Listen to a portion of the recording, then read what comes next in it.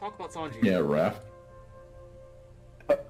Sanji felt really good in the pre-release, but I'm still trying to get a competent build together with him. It just doesn't feel like the ability for him to restand on when you play a vanilla card if you have 3 or less characters is cool. There's a lot of combos to it, and it feels good, but it's still lackluster in the fact that there's not enough power, and if you're playing a competent player, they would just flood the board and keep your board what's it called, full, so that you can activate the leader, right? Like you said, the Pacifista Sentimaru Kuma engine does work in his favor, but even then, it's still not enough. Yeah, still D tier, top of D tier. Like you're saying, Onigiri plays a vanilla. He's now out 2 cards from hand. Level up even puts you back a card in hand. Actually, a really good ability. Did they really just put Sanji in D tier? Nope. No. No! What is up, nerds? My name's Laura, and today I will be coming to you with the daddiest of baddiest of decks. That's right, you know him, you love him, Sanji-san! I've been getting real freaking tired of the hate that's been going around on Sanji-san's name, and I am here to set the record straight with a list that I feel has pretty good potential. It's been giving me some great results. I actually went first place yesterday. That is right, first place yesterday and second place, but it was a 4-man tournament. A win is a win. A win is a win, and I got a pack. So, you know, I am seeing results with Sanji. I actually do really love this deck. I have been playing this for about a week now, been making changes in that time, and so you'll actually see at the end of the video, because I had already just recorded this. But you'll see at the end of the video just a couple of more changes that I made. I feel like it's the happiest that I am / will be for the time at the deck, because I don't really see many other changes. Maybe just 1 or 2, but we can talk about them at the end. And yeah, without further ado, let's get into it. So like I said, playing Daddy Sanj, got that alternate art. Just look how beautiful he is. I literally don't know how anybody could be so mad at this man for just existing and just being a good card. Just trying to do his life. Anyways, if you don't know Sanji's effect, it is once per turn when you play a character with no base effect from your hand. If you have 3 or less characters, set up to 2 of your Dawn cards as active. Now this is important for a lot of reasons, we'll get into it. But because of his main thing being vanillas, a lot of my cards are taken up by vanillas. And so you can see I'm playing 4 Jinbei, 4 Usopp, 4 Zoro, and 4 Frankie. All of these, again, are just vanillas. And I really just play every vanilla available to me with film. So I've tried to build it a little bit with a Wano engine, tried to put some maybe just like blue vanillas in, and I've built my deck to be very heavy film and searchable by film and supernova. And so these cards being film help me out. The numbers being small also helps, and I'll get a little bit into that later. But it's been a pretty good ratio. I did have a little while where I was not drawing enough vanillas, and so I had to create more searchers to put in my deck. But this is kind of the main engine. This is what you're going to be getting mostly with Sanji. Next up, let's talk about some event cards. MVP event card for this deck is three sword style Onigiri. So I play 4 of it. This event, if you don't know now, you know, it's counter for 3 cost. Up to 1 of your leaders or characters gains 6,000 during this battle. Then play up to 1 character with a card cost 3 or less and no base effect from your hand. The trigger here is that you can rest up to 1 of your opponent's leaders or characters with a cost of 3 or less. With a cost of 5 or less, excuse me. So this card is strong. If I'm opening with this hand, I will not put anything on the table until you swing at me. And so even if you're swinging at me for 5, I'll bring this out so that I can bring out either my Usopp or my Jinbei, restand 2 off of Sanji's effect to then be able to play Love Love Mellow, or Overheat. And I'll get a little bit into like a secondary mechanic for my overheat deck, being in this deck. But Level of Mellow, always a strong card. 4K counter.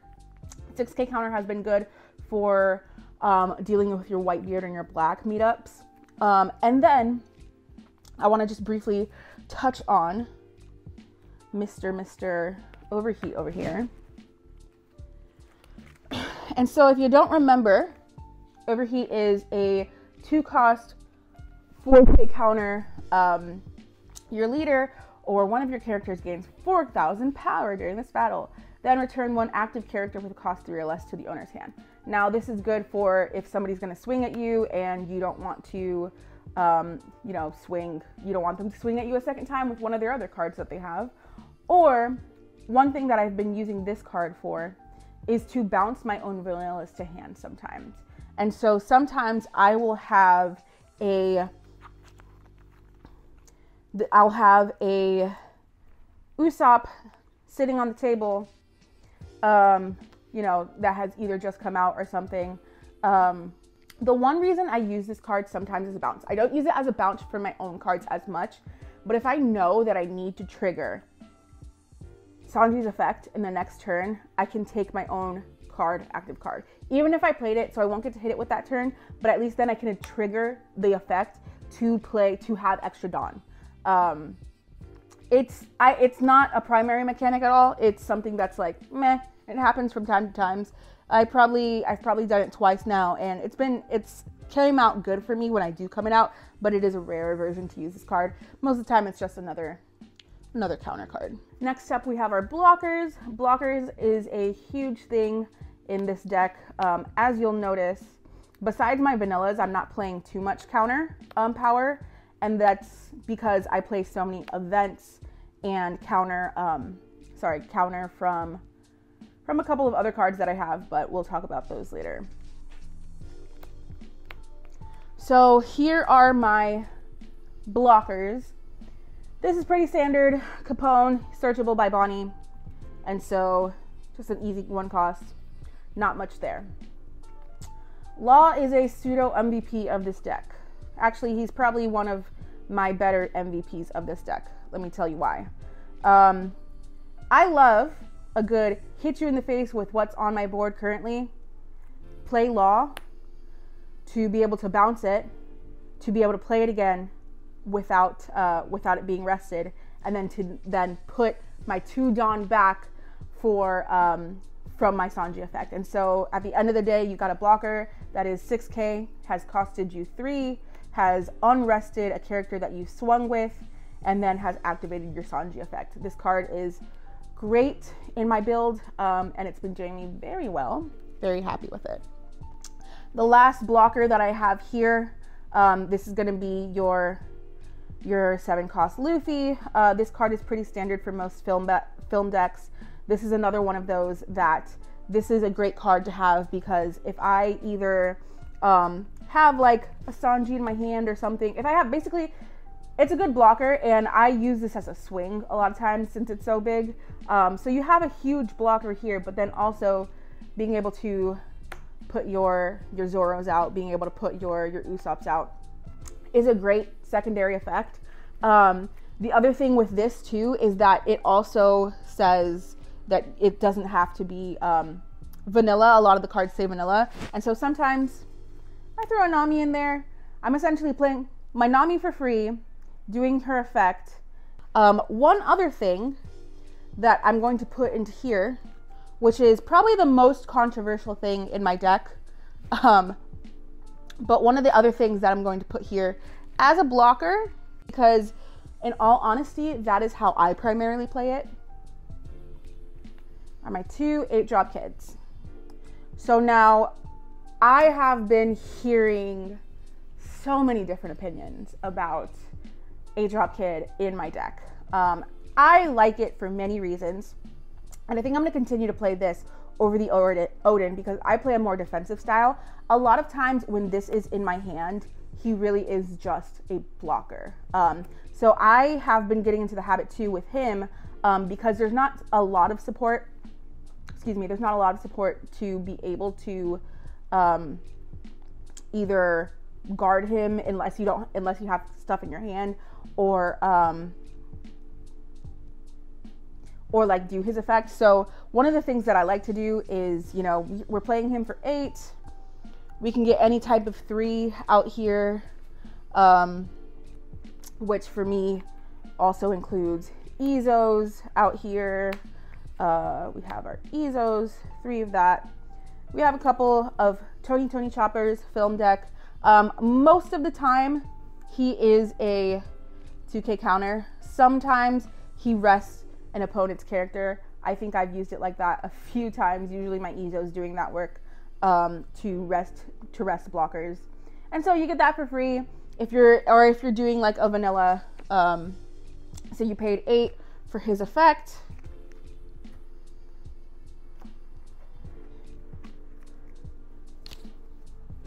So you paid 8 for his effect. You put your blocker out, you're getting 2. He has costed you 6. You now have, math is hard, 4 Dawn available to you to put 1 under him, and then do whatever you want to do for the rest of the 3 Dawn for that turn. It's actually pretty decent, and I have been liking it currently more than what I can imagine Odin would do for me, just because of the being able to play a card from your hand and not having any Wano effects or not having anything that I have to worry about there.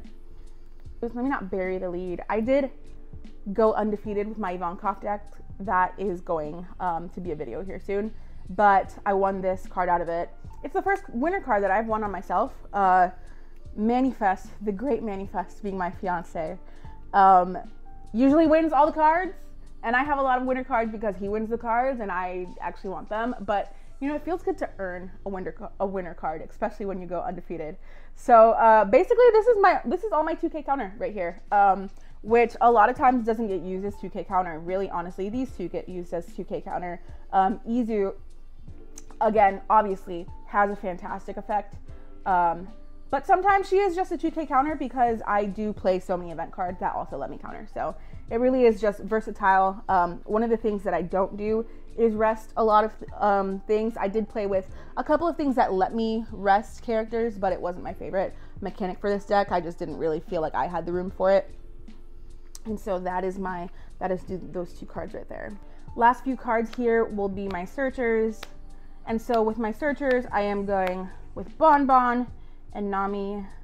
The ladies do be searching. They do be doing their searching duties out here for my deck. And so simple as that. Bonnie, you know her, you love her, searches my Supernova cards, which is a lot of my cards, and some of my vanillas, really only just Zoro. And then Nami searches basically the rest of my deck, since my deck is pretty film heavy. So great cards. Again, they're both under 3, and a lot of my effects let me play them for free. I've done some nasty things with playing Bonnie for free, activating her effect, bouncing her to hand. And so it's a pretty versatile deck. And for someone like me who, I would rather hit at you with a lot of little things than a couple of big things. My board is almost always full. Obviously, you know, one of the important things to remember with Sanji's ability is that once you have 3 characters and you're trying to play a 4th vanilla or something, it doesn't activate his effect. But my board is usually almost full. I've been playing Ivankov, and so being able to play like one of the nastiest things that I've been able to do. A couple of the things that I love about this deck are things like this, where I'm playing my 7-cost Luffy.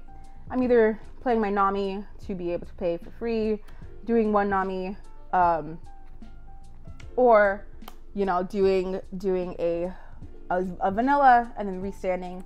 This was for 5, and then you have 5 Dawn to do the rest of your play. Another cool thing there is, like, a lot of times I'm either hitting at you with as much as I can, depending on what's in my hand, with what's on my board, or I'm saving a lot of active Dawn at the end of my turn for things like bringing out my Unigiri to bring out a 3 or less vanilla. And so this is one of the things that I love doing this deck. When you can do it, you can do it. It's fantastic. Bringing out your Unigiri, people aren't expecting for you to be able to counter that high. You've just countered that high. You can now bring out your base effect and restand 2 so that you can love metal the next counter and draw a card off of it. And guys, that's my deck. I have laid it out for you to be seen in the simulator because it just looks good there. I've also laid out my changes, which I discussed a little bit about possibly making, which for me were adding Paradise Waterfall, which does fantastic for me because a lot of times with Sanji, I do want you to kill one of my vanillas so that I can activate Sanji's effect, but sometimes I don't. And so Paradise Waterfall is a good counter for those reasons. In all honesty, if I'm not mistaken, I think that that's the only change that I've made to my deck so far. The only other thing I see being a possibility, because it is one of those, it's a win more card versus, for me, honestly, a counter a lot of the times. But I have been considering moving my kid to 3 cards instead of 2 cards, and moving actually my Izo to 3 cards instead of 4 cards. And that's because Izo for me, obviously, you know her, you love her. She rests a card. She's not searchable for me. She's one of the only cards, honestly, I think might be the only, no, not one of the only cards in my deck that's not searchable by my searchers. And a lot of times she's a counter. A lot of times, you know, it's fun to rest. A great thing to do with Izo, like I said before, is to play her to then, to use her effect, to then law her back into your hand, to then play a vanilla, to then restand your 2 for Sanji. And so that is a great thing that I do like in my deck. You know, now that I'm talking to y'all about it, I might actually cut down my 5-cost Frankie to 2, keep my 4 Izo. And looking at my deck now, actually, I think that that's a better play, which I am actually going to do. Because a lot of times for me, Frankie is just a counter, honestly. Frankie is great, and obviously he's a vanilla, which is something that Sanji thrives off of, but he is a 5-cost. I like to play a lot of times my my vanillas off of effects, and so that's 4-cost. 4-cost, I got my Roanoa. We have our 3-cost, which is Onigiri. You can do it with Law, or Kid, excuse me, which is another thing I like, and with Law as well. So sometimes Frankie is just a little bit too clunky in my deck. And so talking it out, that's the one that I'm going to move. So it's going to look a little bit more like this, which I just took a few seconds off of camera to change.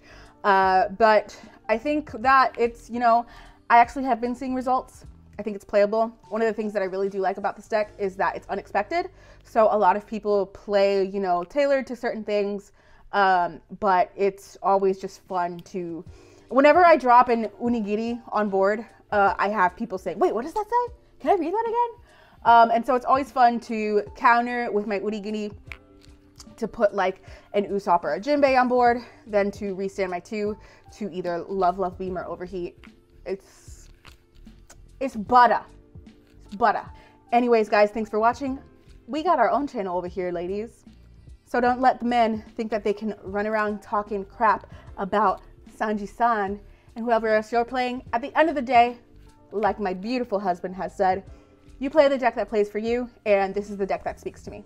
So, yep, loving Sanji. I will be doing an Ivankov, and I have gone undefeated with my Ivankov deck, and so we'll talk about that here next scene. But until next time, peace.